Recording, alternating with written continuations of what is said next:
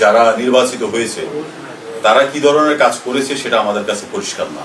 আমি এটাকে খুব ভালোভাবে দেখছি এবং আমার মনে হয় আমরা খুব ভালোভাবেই বিতর্কের ঊর্ধ্বে এই নির্বাচনটা ইনশাল্লাহ আগামী 3 তারিখে শেষ করতে পারবো। যেহেতু আমি দীর্ঘ সময় ধরে ইন্টারন্যাশনাল মেনি অর্গানাইজেশনের সাথে আমি কাজ করছি, এটা আপনারা সবাই জানেন, সিন্স 1997 থেকে এখনো বেশ কিছু ইন্টারন্যাশনাল অর্গানাইজেশনের সাথে আমি কাজ করি।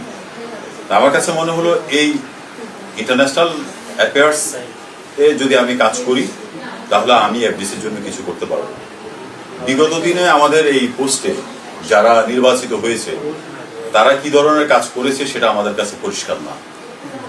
আর এই ইন্টারন্যাশনাল অ্যাফেয়ার্সে কাজ করার জন্য একটা স্কোপ অফ ওয়ার্ক নির্ধারণ করতে হবে, যে মূলত আমরা ইন্টারন্যাশনাল লেভেলে কি কাজ করব, কি এক্সচেঞ্জ করব অন্যান্য দেশের সঙ্গে, কি কোলাবোরেশন করব, কি অ্যাপিলেশন করব।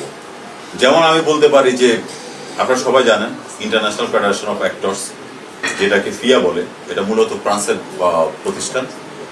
ফ্রান্সে এটা হচ্ছে ফেডারেল ইন্টারন্যাশনাল দি অ্যাক্টরস, যার কারণে এটা ফিয়াতে অন্তত দেশের সারা পৃথিবীর 60 থেকে 70টা দেশের ফিল্ম অ্যাক্টর অ্যাসোসিয়েশনের লোকজন অ্যাপিলেশন করলে যে সুযোগটা পায়, যেমন আপনি যদি গুলশান ক্লাবের মেম্বার হন আপনি ঢাকা ক্লাবে যেতে পারবেন, উত্তরা ক্লাবে যেতে পারবেন।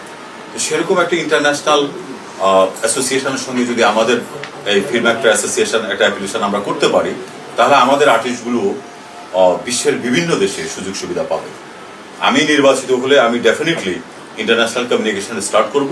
শুধু পিয়া নয়, আরও অন্যান্য যে সমস্ত অর্গানাইজেশন আছে তাদের সঙ্গে কথাবার্তা বলে আমি একটা যোগাযোগ স্থাপন করার চেষ্টা করতে, এই নাজেহাল অবস্থাকে থেকে বের হওয়ার জন্য, নাজেহাল অবস্থা থেকে বের হওয়ার জন্যই মূলত এবার প্রথমবার আমি নির্বাচনে অংশ নিয়েছি। এবং আমি মনে করি যে আমি নির্বাচিত হলে আমি কিছু কাজ করব যেটা প্রতিশ্রুতি নয়, আমি কাজ করতে বিশ্বাসী।